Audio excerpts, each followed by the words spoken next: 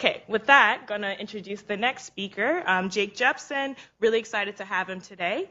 Jake Jeppson writes funny plays that investigate the dark corners of contemporary American life.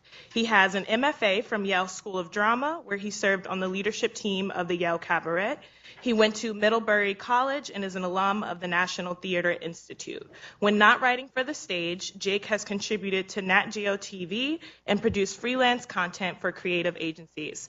Welcome to Kota Day, Jake. We're so excited to have you.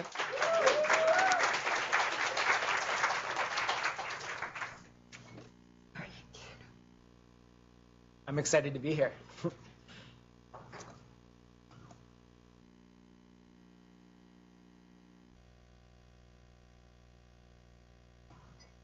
Well, let's get set up. I'm just going to start talking. First of all, it's just exciting to be in a room that's mainly filled with women, powerful women. And we need more spaces like this, definitely. As you can see from my PowerPoint getting set up, is it all good? It's a PDF. Yeah, perfect. I'm here to talk about creative writing. I'm also been instructed to talk into the microphone, which is deeply uncomfortable for me. So keep me on it, because I'll want to ramble and wander amongst you. Yeah. So we're supposed to tell our stories, right? Everywhere we go, we're told, tell your story, create your content, be your brand. What do you do if you don't know quite what your brand is? What do you do if you don't know how to tell a story? So when I was thinking about all the sort of brilliant speakers who are going to be here today, I was thinking, all right, I'm kicking things off, so maybe I should talk about finding your voice rather than how to tell your story. I think those things are distinguished, so that's what I'm going to do today. I'm going to talk about process over product. Just raise your hands if you've heard process over product before. Anyone? Kind of vaguely? Cool. First, a little bit about me. You heard my bio. Yeah, I write in the last 2 years. I've written for stages in Europe and America. I've written for TV. I did a branded content campaign featuring the Backstreet Boys selling Chex Mix. What else have I done? I've ghostwritten a TED Talk. I'm ghostwritten business books by innovation experts, even though they ask me to write them. So, and I teach at Wesleyan University and Connecticut College, and I teach playwriting to 18-year-olds. I teach playwriting to retirees. And I'm telling you these things not to say, look at all the cool stuff I've done, because it's not necessarily cool, but it's kaleidoscopic. And it gives me access to a lot of different people who have a lot of different stories to tell. And I find that a lot of them feel a burden to tell a certain story that is not reflective of their interior voice. And when they do that, they get stymied. See some knowing nods. So, process over product, an invitation to be generative. What does that mean, process over product? It means clearing space so that we can, like I said, find our voice and find it through writing, through creating. Product-oriented writing in your lives might be grant proposals, funder emails, about us statements, social media, the burden to put up 3 posts a week on Facebook or something so that your customer organization member stays engaged. Do people feel this pressure? Is this known? This is known? Okay, good. I'm glad this is known. What is that work? What is that work? That work is left brain oriented, right? It's analytical. It's about deadlines. It's about being good. It's about winning. On grant proposals, it's definitely about winning, right? It's about the shoulds. For me, it's about the shoulds. It's like, I should say this. In my life, I write a lot of proposals for my creative work. And it's like, okay, well, I need to write a good artist statement. And this artist statement needs to get me picked out of a pile of 1,000 artists. So what should I say? You know? And then I stare at a blank page. The terror of the blank page, right? I stare at it, and then I get in a fetal position, and then I walk the dog, and then I cruise Twitter for an hour, and then I haven't created anything. And it's because I'm crippled by the shoulds. The shoulds are terrible. And the shoulds set in when I think, oh, this is what I'm supposed to write. And I face this with, I see this in, like I said, playwriting students of all ages, and I see this in big corporate agencies where they're like, well, we got to position ourselves this way. Okay, but is that what you are? Is that what your snack product is? Is that what your authentic playwriting voice is? I don't think it is. So let's find that first, and then we'll be way more successful in our product-oriented work. What is process-oriented writing? It's free writes, it's storytelling, it's making lists, it's dreams, it's journals. You're like, I know what that is. But I think it's important to just call it out. A free write, lots of times it's like, let's set a timer for 10 minutes and write, and just see what comes up. I'm going to get into some examples of in the second half of this talk about how I think you can do this. This work is right brain, it's generative, it's exploratory, it's surprising, and it's about the coulds. It's about what ifs. It's just about creating space to say, what if? What if we did this in our organization? What if I did this in my solo work? And through process, we find product. Lots of times, like, I know the deadline is tomorrow, so let's write this thing. And then you write this thing, and it's kind of bland and generic. So this work demands like creating space to write, space to explore. There's this quote that I like, which is, how do I know what I think until I see what I write or see what I say, which I think is important. A way to frame this is, there are stories inside of you. If it's your own creative work, there are stories inside of you waiting to be told. You don't know they're waiting to be told. You think you know the stories you want to tell. You get stuck in the little cesspool of telling those same stories.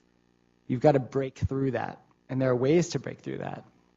Organizationally, you say, okay, well, we're writing the same kind of mission statement again and again and again, and it's not producing anything for us. It's not hooking people. Well, why is that? It's because people are, like, readers are smart and discerning, and they can tell when something is generic. They can tell. And maybe you haven't done the work to find what it is that is really compelling about what you do. So how do you do this? How do you create space to find your stories, to find your authentic voice? Morning pages, that's called getting out of bed, not brushing your teeth, just opening up a notebook and starting to write. So if you're in a startup mindset, it's just you, and like the day is open ahead of you, and you're hustling all day long to get some traction. It's about those morning minutes. Your brain is still in a beta mode. It hasn't switched over. Your right brain is really flaring. It's about just opening a journal next to your bed. I really do mean don't brush your teeth. Don't take a shower. All those are moments in which the creepy, critical brain starts to get engaged, and the shoulds start to take over. Meditation, not for me, but some people do it. Record yourself. There's an app. There are tons of apps on our phones. There's the voice memo thing on an iPhone. There's also something called Tape My Call, which I use, where you can just call and start to speak. And as you speak, lots of times when I'm driving in the car, if I'm driving in my car, I'll have ideas. I'll be like, oh yeah, that thing. And if I have a voice memo open, I can just talk. My iPhone is terrible at noticing my voice. I think I rush or swallow my words or something, so only about 70% of the words come out as I thought they would be, but I can dictate into my notepad and then later figure out what I was trying to say. But later, my critical left brain is on. Giving yourself writing prompts and giving your peers writing prompts. I want you to write down 10 things as quickly as you can. I want you to write down the 10 words that define us as quickly as you can. I want you to write down 10 things you've seen in the field as quickly as you can. The reason I say as quickly as you can is because the more you sit and think about it, the more you fall into that cesspool. Oh yeah, we do this and we do that, all the stuff you've thought already. And dance. What do I mean by dance? I mean move, literally move. Susan Laurie Parks is a great American playwright. Her work is at the Signature Theater right now in New York a lot.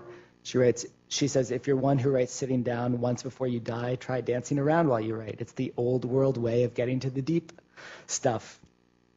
And there are writers who literally do this. They dance for 20 minutes, and they get their blood flowing, and they get their soul flowing.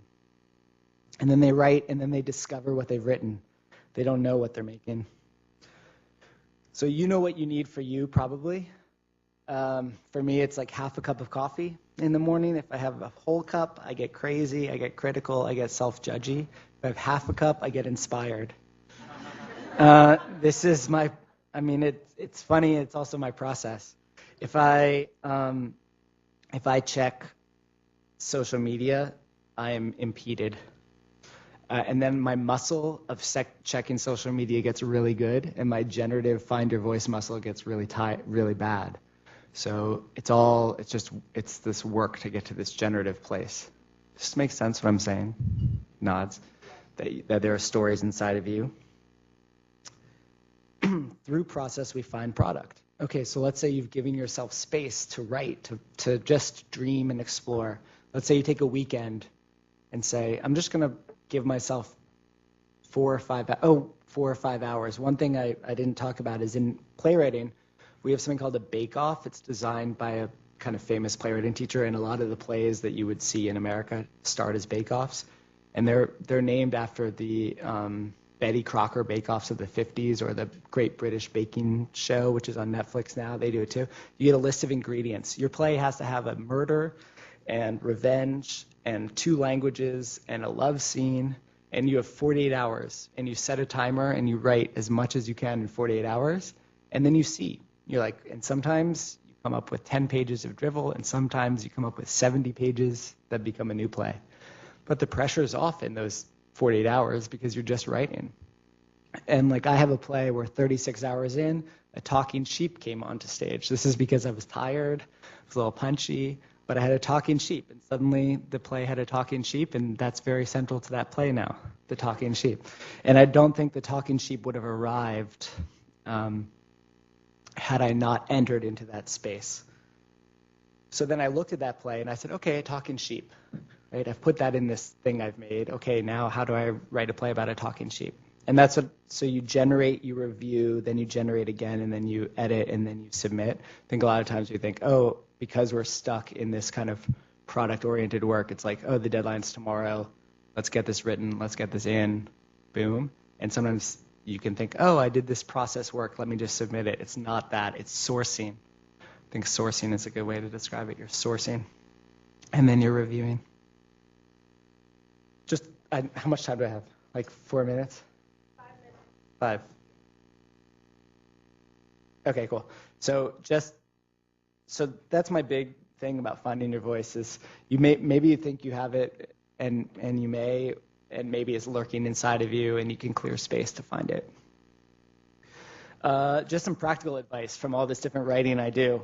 I thought it'd be helpful. So people tell stories, numbers don't. Numbers are helpful, but they don't tell stories. So find the people in your stuff. You all know this. You're told this, I'm sure. Your story matters. I think this is really significant. Oftentimes in sort of a nonprofit mindset, we're thinking about the people we serve, but funders and audience members, I'm using audience very widely, care about your story as the person who's running the organization.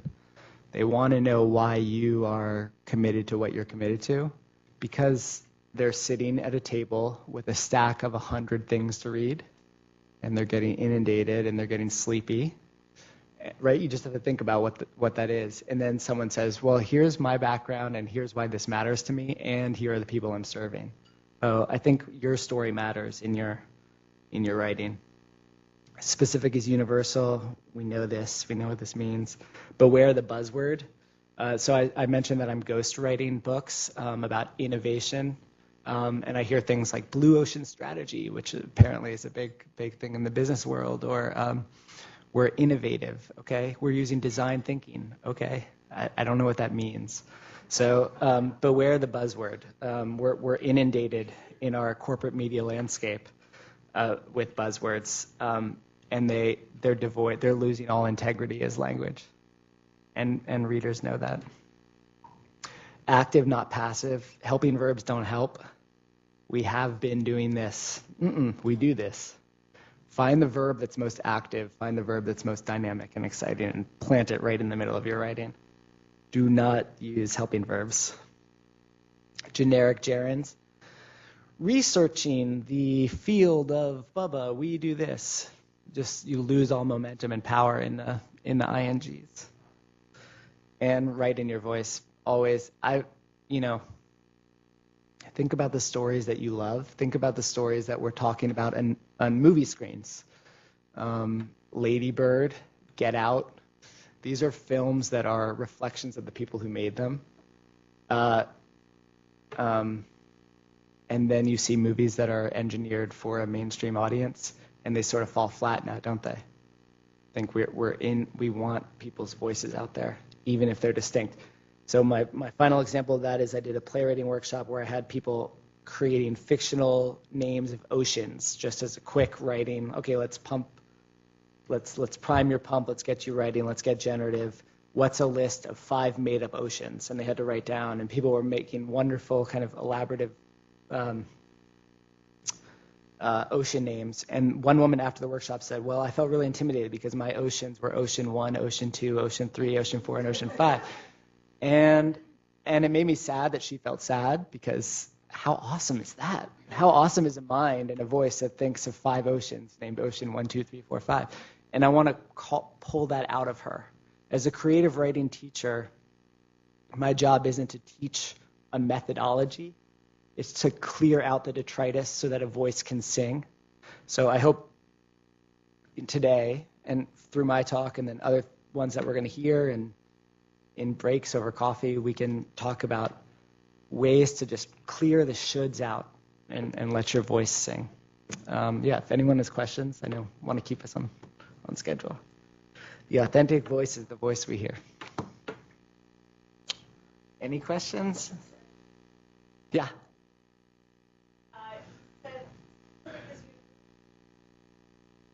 That's right. Because I felt it was a little buzzwordy.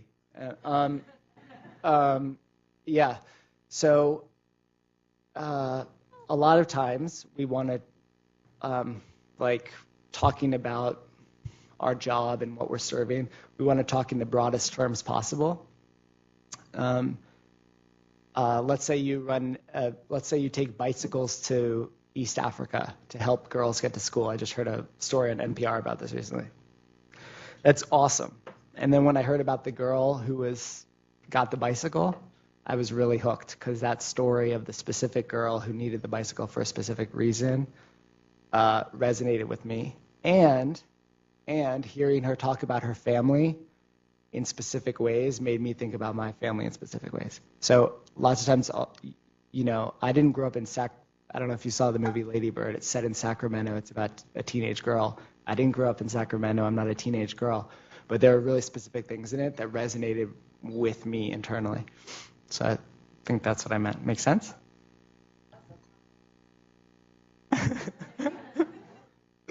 Yeah, I have to beware of my own buzzwords, I guess.